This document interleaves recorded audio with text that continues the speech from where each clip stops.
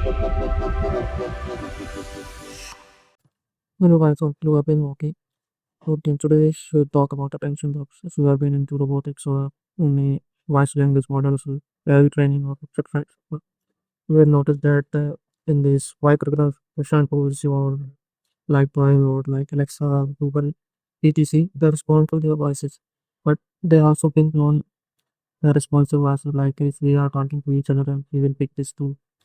To solve this problem, attention plates have built an SDK which this do is that creates a layer between the voice and the modem.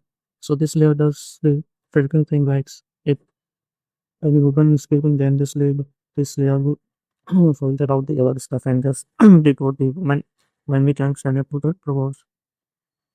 Let's dive into the demo. I am just deployed the editing through the WhatsApp app. You need the SSA token which you can get from the attention labs. I have a demo token, so I will just use it. Now if I just connect, it will ask for my camera and microphone. It's warming up now. And if I have the audio model, choosing the quantity model, it's calculating my room classifier warming up. Now you can see that I'm targeting to you guys. So A is just picking up targeting to each other. If I just say, hey Alexa, can you turn off the lights? Alexa, please turn off the lights. Now Alexa says targeting to me too. Hey Google, can you open the phone app? Now it says talking to the controller. Please also ping my son too.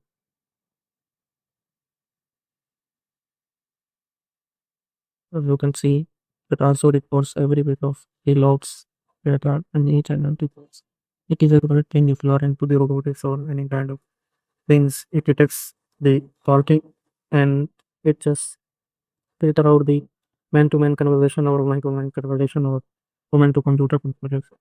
So it will not add the unresponsive data.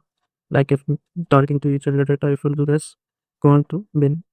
So it will take a lot more than 100 minutes if that's too fast. Yeah, looks like can you turn off the lights?